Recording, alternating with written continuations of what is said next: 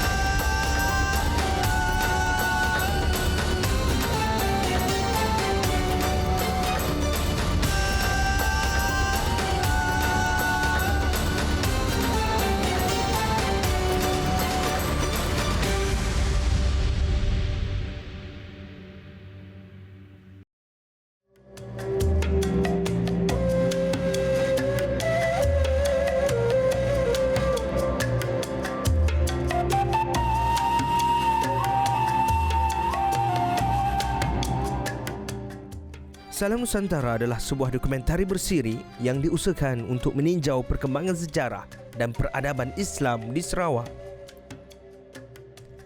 Ia akan menjadi suatu permulaan positif dalam menyingkap khazanah peradaban masyarakat majmuk wilayah ini. Episod kali ini akan membawa penonton menyelami sejarah wilayah ini yang berkait rapat dengan warisan Kepulauan Borneo yang pernah menjadi sebuah thalassokrasi atau empire di laut.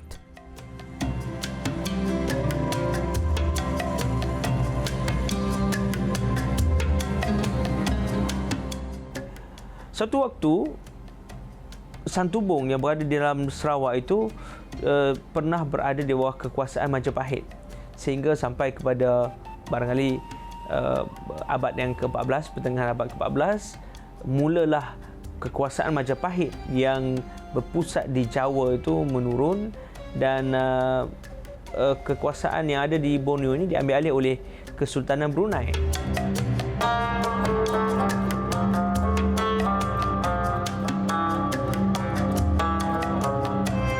Bermula pada abad yang pertama Masihi, menyaksikan munculnya kerajaan-kerajaan dalam bentuk mandala dan kemudiannya ada kerajaan-kerajaan yang berjaya membentuk kekuasaan hingga menjadi empire. Sebagai contoh, kerajaan Sriwijaya dan juga kemudiannya kerajaan Majapahit. Juga di Borneo ada yang kita namakan sebagai Wijayapura, sebahagian daripada unsur Sriwijaya yang bertapak di kepulauan ini. Dan kemudian Islam datang. Abad ke-8, abad ke-9 sudah mula ada unsur-unsur kedatangan orang-orang Islam ke kawasan Asia Tenggara, tidak terlepas Sarawak dan Kepulauan Borneo. Tapi kemudiannya kita dapat temukan abad ke-12, abad ke-13, di situ perkembangannya cukup pesat sehingga kan banyak wilayah-wilayah yang kita namakan sebagai kerajaan-kerajaan mandala yang ada di dalam Kepulauan Asia Tenggara termasuk Borneo kemudiannya dah jadi kerajaan Islam.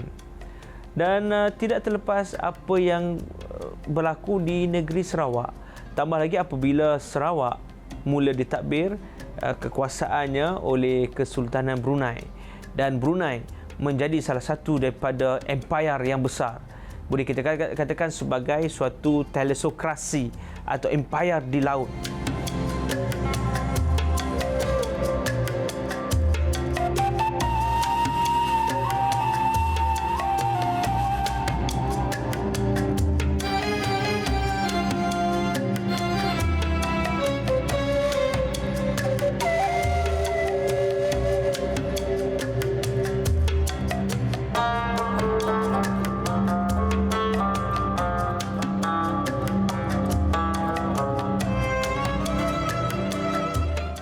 Bila kita bercakap tentang Brunei dan juga Sarawak, memang tidak dapat dipisahkan kerana Brunei ini memang menjadi kuasa besar setelah Majapahit menguasai kawasan Nusantara ini.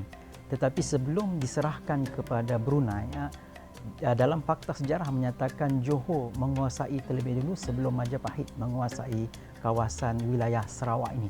Nah, setelah itu barulah Brunei mengambil alih kuasa di wilayah Sarawak dan sekitarnya, termasuklah di daerah Banjarmasin dan sebagainya.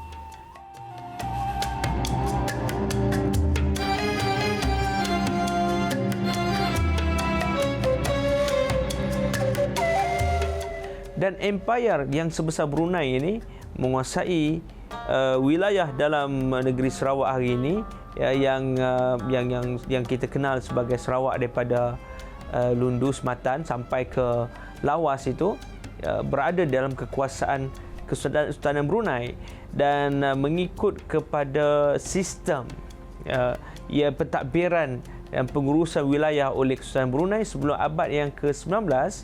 Di sana adanya beberapa kaedah pentadbiran, kaedah pembahagian politis ataupun bagaimana Brunei mentadbir wilayah-wilayah yang ada di dalam kekuasaan mereka, khasnya di dalam negeri Sarawak. Itu dapat kita bahagikan kepada 3 jenis pentadbiran.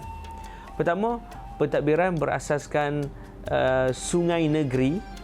Itu disebutkan negeri yang mana kawasan-kawasan ini berada sedikit jauh daripada pusat pentadbiran Brunei, di Teluk Brunei, dan kawasan-kawasan ini ditadbir oleh wakil-wakil ataupun gubernur yang dihantar langsung oleh Sultan Brunei. Sistem yang kedua itu dinamakan sebagai Sungai Kuripan.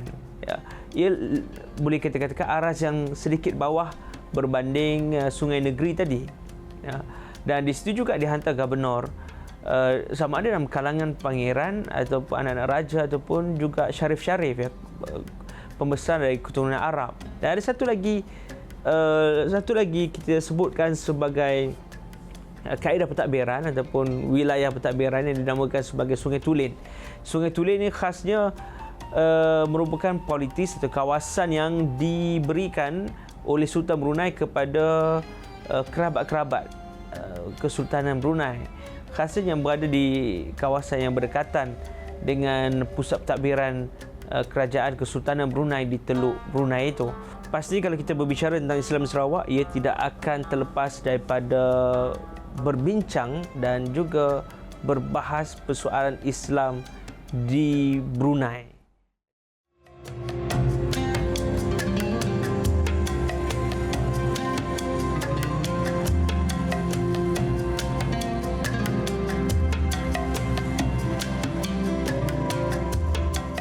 Juga dengan kita setelah berjalan pemerintahan, hubungan antara Sambas, Sarawak, kemudian Brunei dan Sulu itu macam jalur sutra. Karena Sultan Sulu, Sultan Muawalid Shah itu adik bungsu dari Raja Tengah. Jadi yang menjadi sultan, adik anak Sultan Muhammad Hasan itu dari 7 orang, 4 orang yang jadi sultan. Yang tertua Haji Sulung itu kan bergelar Sultan Abdul Jalilul Akbar. Kemudian yang kedua itu menjadi sultan di Sarawak, bergelar Sultan Ibrahim Ali Omar Shah. Yang ketiga Sultan Muhammad Ali, yang setelah Sultan Sultan Jalilul Akbar itu digantikan oleh anaknya Sultan Abdul Jalilul Jabbar.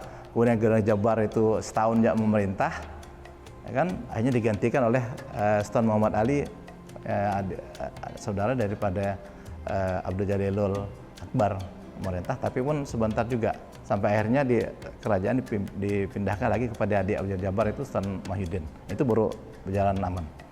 Ini dan kita di Sambas ya tetap memerintah di Sambas itu, dan Sarawak itu tetap dikendalikan dari Sambas.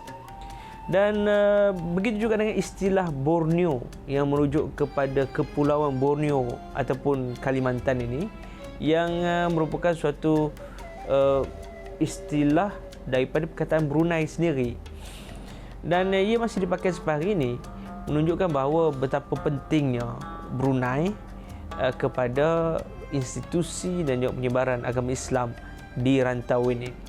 Sebab itu kita harus mengambil maklum tentang bagaimana Islam berkembang di Kepulauan Borneo dan juga kaitannya dengan Brunei, Sarawak dan wilayah-wilayah yang lain. Kajian sejarah termasuk kajian ataupun naratif rasmi Kesultanan Brunei menunjukkan bahawa Brunei telah pun berkembang menjadi suatu entiti kerajaan di bawah pentadbiran Awang Alak Betatar. Tapi menurut kepada kajian, ada kemungkinan sudah ada pun kerajaan di dalam wilayah ini sebelum daripada Awang Alak Betatar menjadi raja di Brunei.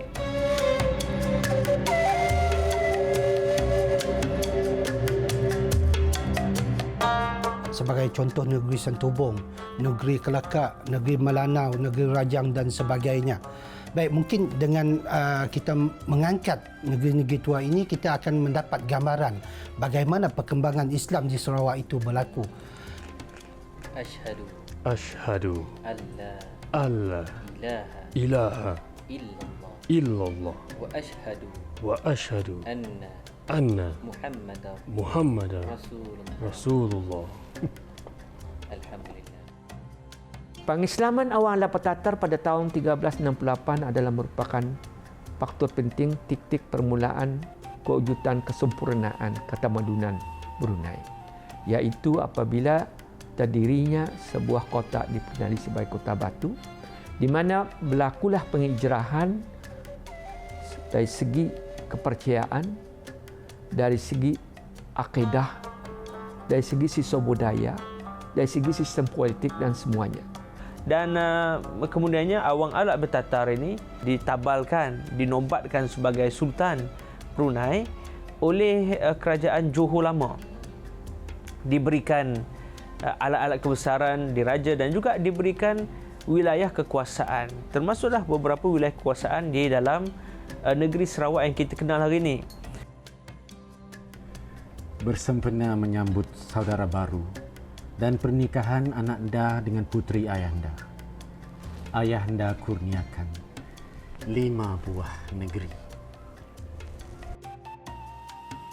Baik, Sultan Awang Alak Betatar telah mendirikan negeri Brunei baru tersebut dikatakan pada 1360 Masehi, dan 8 tahun kemudiannya Sultan Awang Alak Betatar, Raja Awang Alak Betatar telah pun Islam di Johor dengan menggunakan gelaran Sultan Muhammad Shah, iaitu dikenali sebagai Sultan pengasas kepada keturunan sultan-sultan yang ada sekarang.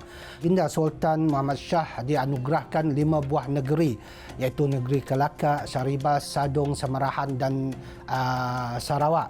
Dan kita harus ingat peristiwa ini berlaku pada tahun 1368 Masehi. Catatan Cina memperincikan penggunaan nama-nama tempat seperti Poli, Poni, Polu, Polu, Foni, Boni dan Wenlai. Dan sarjana daripada Brunei beranggapan semua perkataan tersebut merujuk kepada negeri Brunei ataupun negara Brunei Darussalam. Laporan Cina pada tahun 1977 Masehi, iaitu pada abad ke-10, iaitu dinasti Song, merekodkan dalam petikan daripada bahagian 8 jilid ke-179 memuatkan laporan mengenai Brunei seperti mana berikut. Sampai tahun ke-8 tahun ke-2, iaitu bulan September 977 Masehi, Raja Brunei yang bernama Xiangda telah mengutus utusan yang bernama Sinoh. Dalam bahasa Arabnya dikenali sebagai Syekh Noh, dan pembantunya Pu Yali ataupun Abu Ali. Pu itu merupakan surname, ringkasan kepada Abu bagi masyarakat Cina, dan Qadi Kasim datang ke negeri Cina. Maksudnya dalam tahun 977 Masehi, sebelum kewujudan kesultanan yang diasaskan oleh Sultan Muhammad Shah, Raja Brunei pada masa tersebut telah mengantar utusan yang diketuai oleh Syekh Noh, Abu Ali dan Qadi Kasim. Secara tidak langsung, catatan ini membuktikan bahawa kewujudan Islam di Brunei ataupun kewujudan Islam di Borneo lebih awal daripada pengislaman Sultan Awang Alak Betatar ataupun Raja Awang Alak Betatar. Dan kita menyaksikan bagaimana penggantian Awang Alap Bertatar kepada saudaranya Patih Berbai ataupun Sultan Ahmad. Dan Sultan Ahmad mentadbir dengan baik, walau bagaimanapun beliau tidak punya waris lelaki. Jadi dinikahkan anaknya dengan seorang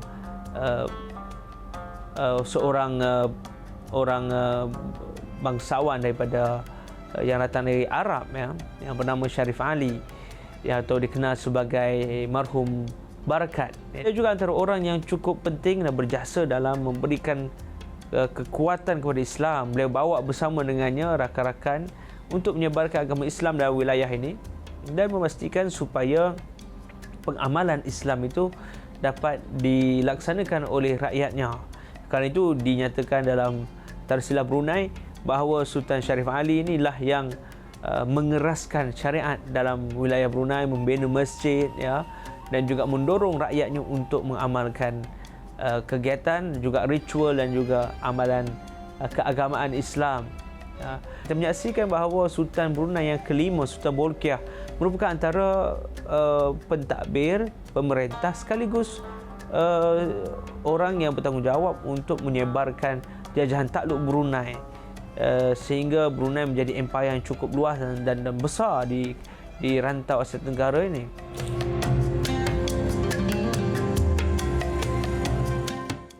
Ya, Islam di Borneo ni sangat menarik kerana ia adalah Islam yang datang daripada dua lautan. Pertama, lautan Hindia atau dipanggil sebagai Indian Ocean. Kedua ialah lautan China Selatan, South China Sea. Dan selain daripada lautan, dia juga datang daripada darat melalui apa yang dipanggil sebagai Silk Road, daripada China turun terus ke Asia Tenggara, kemudian ke tempat-tempat lain di Borneo dan sebagainya. Jadi kerana Islam ini datang daripada pelbagaian orang kata penjuru, maka itu Islam di Borneo ini adalah satu Islam yang berwarna-warni, satu Islam yang memaparkan budaya yang bukan sahaja bercampur, tetapi menyatukan apa yang orang luar fikir adalah perkara yang tidak boleh bersama. Jadi Islam di Borneo ini ialah kita boleh kata sebagai Islam yang bercorak keislaman yang sejati, tetapi Islam juga yang bersifat kultural kita panggil, a cultural Islam, satu Islam yang disaluti atau diwarnai oleh kebudayaan lokal.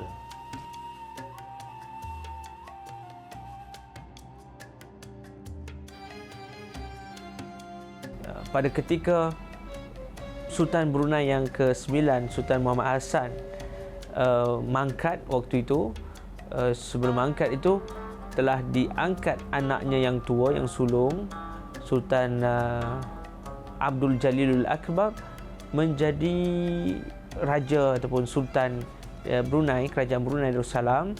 Dan waktu itu terdapat sedikit perselisihan antara Sultan Abdul Jalilul Akbar, Sultan yang baru menggantikan ayahnya yang mangkat, dengan adiknya Raja Tengah. Raja Tengah waktu itu juga mendakwa dan juga ingin untuk mengklaim ketahtaan Kesultanan Brunei, kerana beliau menganggap dirinya juga layak dan beliau adalah anak gahara. Tapi setelah bermuafakat, maka beliau mengikut akan perintah abangnya dah menjadi sultan, iaitu Sultan Abdul Jalilul Akbar, untuk beliau dirajakan di negeri Sarawak. Dan di situ bermula satu episod penting penyebaran Islam yang cukup signifikan bukan hanya di Sarawak tapi juga di sebahagian besar wilayah barat Kepulauan Borneo. Sejarah awal Islam di Sarawak amat berkait rapat dengan kekuasaan Empayar Brunei.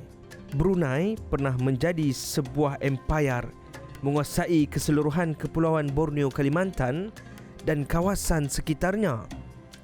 Namun begitu, tamadun Islam di Sarawak juga memanfaatkan warisan peradaban sebelumnya, iaitu tamadun Wijayapura, Sriwijaya dan juga Majapahit. Ini menunjukkan peradaban Sarawak adalah hasil interaksi pelbagai tamadun saling memanfaatkan demi kemakmuran. Episod kali ini telah memaparkan hubung kaitan antara kerajaan-kerajaan di Kepulauan Borneo ini. Sarawak pula berkembang pesat dengan pengaruh serantau dan seterusnya juga membantu mengukuhkan kebudayaan Islam di Asia Tenggara. Bertemu lagi dalam episod seterusnya dengan judul Sultan di Sarawak. Salam Nusantara, Islam di Sarawak.